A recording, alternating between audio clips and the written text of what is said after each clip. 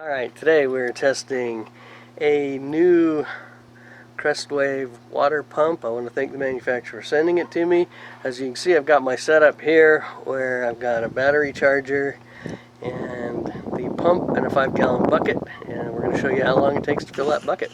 Okay, today I want to show you this Crestwave RV pump. It's a 7-gallon pump. It's supposed to be a lot more flow. It's a lot more efficient than the ones that come standard in the RV. So it's a diaphragm pump, as it says. It's 12 volt for every RV in the US. And I'm just unpacking it here. It's a nice heavy duty looking pump. Alright. And then we've got the fittings and a filter. So in order to install this, it's really pretty easy. You can see we've got a plug here. I forget the name of those plugs, but just click together. Or if you had the hardwired, it's red to red, black to black. Red is power in an RV and black is ground. Goes to the frame. So on the input, I would say we want to put our filter. It's a 50 mesh filter, vacuum side only, it says. So yeah, that would be the input side. And so then we will put these fittings on, and they look like they are just standard rubber hose slide-on fittings, which is what's in our RV. So I'm going to get this out and do a few tests with it. I'll show you how to install it, but I want to do tests outside of the RV. Alright, so here you can see what we need to do to install this new motor. Here's the red wire. It's through a fuse already. This will be the ground wire. I think I'm going to get one of those plugs and just solder it in here so I can just plug this in and out. And then if you look right in the back, this is the exhaust on the pump, and it just goes hardwired into my sink in my bathroom. And then on the inlet side, right back here, hard for me to show you, I guess. I've just got a blue hose, blue 1/2-inch hose that'll just connect right up to this. So I can even install right in the place of this one, and the new pump is going to be quieter and a lot more high flow.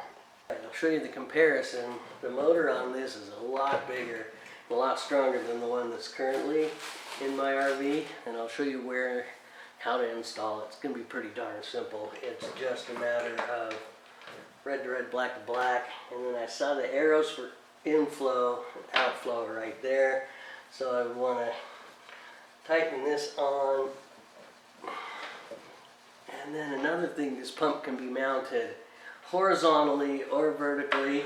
It says if you're going to mount it vertically, put the motor above the pump in case it leaks. No water will go onto the motor. That makes sense. Alright, so let's go hook this up and test it. Okay, here we've got this set up. I've got my pump up here on top, and I'm pulling water out of my pool just to see how fast we can go. There's the box sitting there. I've got it hooked up to a battery charger. It's going to show me how many amps it's pulling.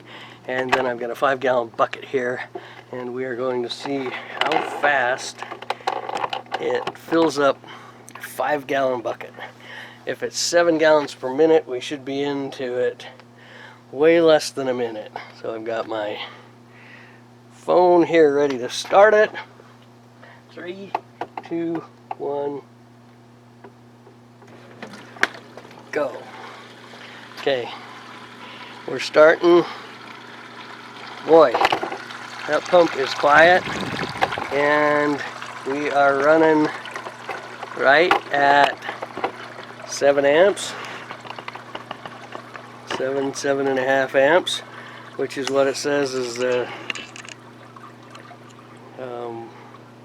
capacity on it, maximum 19 amps, but we're at 27 seconds, and we are 35 seconds, and we are about 2.5 gallons. So 40 seconds. It's got a pretty high rate. It's got a pretty high flow. It doesn't seem to be quite at 7 gallons a minute because we just hit a minute. But I have a little bit. There's a minute, and we were at 4 gallons, I would say. Okay, now I gotta turn it off.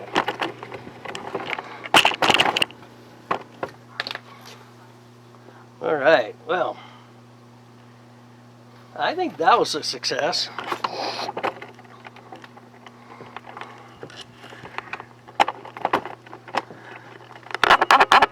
Alright, there we go. We filled that 5-gallon bucket in exactly a minute.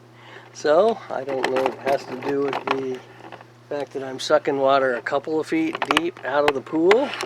Alright, well that concludes my test. I filled a 5-gallon bucket in exactly a minute.